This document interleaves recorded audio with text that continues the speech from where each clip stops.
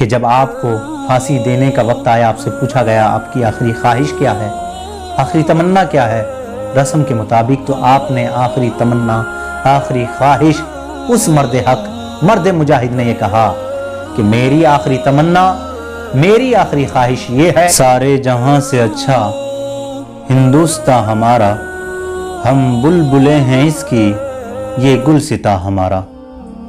नाज़रीन इकराम, आज के इस वीडियो में चंद गुजारिशात मैं आप हजरात के सामने रखूँगा और एक अहम मसला भी आप हजरात को बताऊँगा जो कि आज हमारे मुल्क के अंदर मुसलमानों की परेशानी का सबब बना हुआ है। सबसे पहले मैं आप हजरात को रिपब्लिक डे ऑफ इंडिया की मुबारकबाद देना चाहूँगा, यानी हमारे गणतंत्र दिवस की, कि आज ही के दिन 26 जनवरी के दिन हमारे मुल्क के अंदर हमें कानूनी तौर पर जीने का हक हासिल हुआ और हमारे मुल्क में आइन को नाफिज आज ही के दिन किया गया था।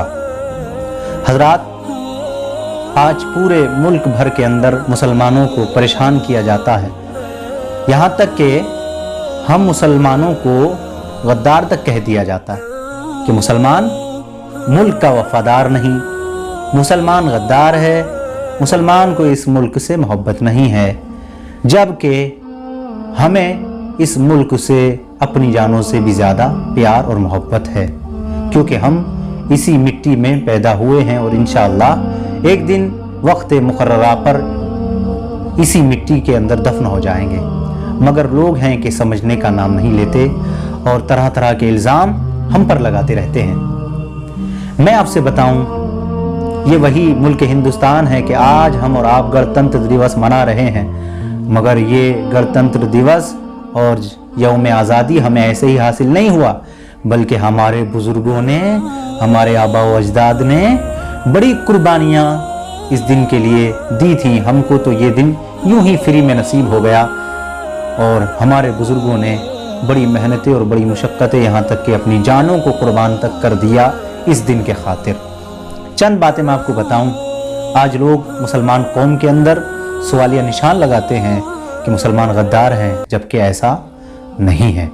मैं आपको बताऊं, मुसलमानों ने किस कदर कुर्बानी इस मुल्क के लिए पेश की कि जब जंग आज़ादी की मुहिम शुरू हुई, यानी 1857 में, जिसको अंग्रेज़ों ने गदर का नाम दिया, 1857 के अंदर मुल्क भर के उलमा ने इस मुहिम को आगे बढ़ाया और जब अंग्रेज़ों को पता चला तो अंग्रेज़ों ने कत्ल व गारतगिरी शुरू कर दी। उसमें यह हुआ कि उलमाए अहले सुन्नत की जानें कुर्बान हुई। हमारे उलमा ने, उलमाए अहले सुन्नत ने 30,000 से ज़्यादा अपनी जानों का नजराना मुल्क के खातिर पेश कर दिया। अल्लाह अकबर। मैं आपको बताऊं, एक बरगुज़ीदा शख्सियत जिनका नाम हज़रत अल्लामा किफ़ायत अली काफ़ी मुरादाबादी रहमतुल्लाहि ताला अलैह है, ये ऐसी हस्ती हैं कि अल्लाह ताला जब किसी को अपना दोस्त बनाता है तो उसकी ज़बान में बड़ा असर रखता है। हज़रत की ज़बान में ये तासीर थी कि आपकी ज़बान से, आपकी बातों से लोगों के दिल बदल जाया करते थे। अल्लाह अकबर।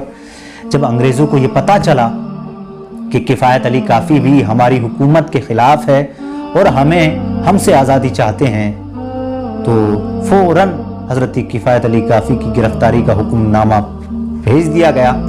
हज़रत किफ़ायत अली काफ़ी को गिरफ़्तार कर लिया गया और आपके सामने ये बात रख दी गई कि अगर आप हमारे ख़िलाफ़ यरगमाल नहीं करते हैं, यलगार नहीं करते हैं, तो हम आपको अपनी हुकूमत के अंदर एक बहुत बड़ा ओहदा देंगे। अल्लाह अकबर। जो इंसान बाज़ार मुस्तफ़ा में बिक चुका हो, भला वो दुनिया के बाज़ार में कैसे बिक सकता। अल्लाह अकबर। हज़रत किफ़ायत अली काफ़ी ने कहा, मुझे तुम्हारी दुनिया की दौलत की ज़रूरत नहीं है, मेरे सीने में अल्लाह ताला ने सबसे बड़ी दौलत यानी इश्क़ मुस्तफ़ा को रखा है। सुभान अल्लाह। अल्लाह अकबर। हज़रत किफ़ायत अली काफ़ी को गिरफ़्तार कर लिया गया। जब आपने उनकी बात, अंग्रेज़ों की बात नहीं मानी तो आपके ऊपर तशद्दुद किया गया, यहाँ तक कि आपकी जिस्म के ऊपर, आपके जिल्द के ऊपर, आपकी खाल, आपकी स्किन के ऊपर अंग्रेज़ों ने गर्म इस्त्री, जिससे हम और आप कपड़ा प्रेस करते हैं, उसको फेरा اور اس قدر تشدد کیا کہ آپ کی جلد جسم سے علیحدہ ہو گئی. پھر آپ کے جلد علیحدہ ہونے کے بعد میں آپ کے جسم کے اوپر نمک ڈال دیا گیا. آپ تکلیف کا اندازہ کریں. مگر انہوں نے اس تکلیف اور کراتے ہوئے درد کے عالم میں بھی استقامت کا دامن نہیں چھوڑا. اللہ اکبر. آپ کو پھانسی کا حکم دے دیا گیا. المختصر یہ کہ جب آپ کو پھانسی دینے کا وقت آیا، آپ سے پوچھا گیا آپ کی آخری خواہش کیا ہے، آخری تمنا کیا ہے. رسم کے مطابق تو آپ نے آخری تمنا، آخری خواہش، اس مرد حق، مرد مجاہد نے یہ کہا کہ میری آخری تمنا، میری آخری خواہش یہ ہے کہ میں دنیا سے جاتے ہوئے بھی سرکار کی نعت پڑھنا چاہتا ہوں. سبحان اللہ، اللہ اکبر. کاغذ قلم پیش کیا گیا، پھانسی کا پھندا گلے میں ڈال دیا گیا. آپ نے دنیا سے جاتے جاتے یہ کلام لکھا جو آج پوری دنیا کے اندر بہت مشہور ہے. آپ نے فرمایا تھا، کوئی گل باقی رہے گا نہ چمن رہ جائے گا، پر رسول اللہ کا دین حسن رہ جائے گا. سب جہاں مٹ جائیں گے کافی ہو، لیکن حشر تک نام حضرت کا زبانوں پر سخن رہ جائے گا. اللہ اکبر. یہ حضرت کی نعت ہے جو آپ نے دنیا سے جاتے وقت لکھی تھی اور پڑھی تھی. سبحان اللہ. ایسے ایسے مرد مجاہد، ایسے ایسے اللہ والوں نے اس ملک کی آزادی میں بڑا کام کیا، اپنی جانوں کے نذرانے پیش کیے. نہ جانے کتنے ایسے لوگ کہ جن کا ہم نام بھی نہیں جانتے، انہوں نے اس ملک کی آزادی کی خاطر اپنی جانوں کا نذرانہ پیش کیا اور ہمیں پورے ہندوستان کو آزادی سے جینے کا حق دیا. مگر آج ہماری قربانیوں کو، ہماری جانوں کو فراموش کر دیا جاتا ہے اور یہ کہا جاتا ہے کہ مسلمان اس ملک کا غدار ہے، مسلمان اس ملک کا وفادار نہیں ہے، مسلمان کو اس وطن سے محبت نہیں ہے. ہم ان لوگوں کو جواب میں یہ کہنا چاہتے ہیں کہ آپ جو سمجھنا چاہیں سمجھے، جو اپنے دل میں رکھنا چاہے رکھے، ہمیں اس سے کوئی غرض نہیں. مگر اتنا سمجھ لیجئے کہ ہم اس ملک کو اپنی جان سے بھی زیادہ پیار کرتے ہیں، کیونکہ یہ ملک کسی کے باپ کا نہیں ہے بلکہ خواجہ پاک کا ہے.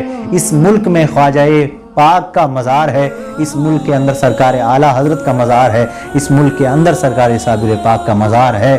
کوئی اس غلط فہمی میں نہ رہے کہ مسلمان اس ملک کو چھوڑ کر جائے گا، مسلمان اپنی جان دے دے گا مگر ملک ہندوستان کو کبھی نہیں چھوڑے گا.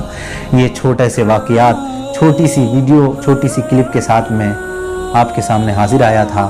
بس یہی کہنا چاہوں گا جو کہ علامہ اقبال نے آج سے 100 سال پہلے کہا تھا، سارے جہاں سے اچھا ہندوستاں ہمارا، ہم بلبلیں ہیں اس کی یہ گلستاں ہمارا. اجازت دیجیے. آپ کا بہت بہت شکریہ. السلام علیکم ورحمۃ اللہ وبرکاتہ.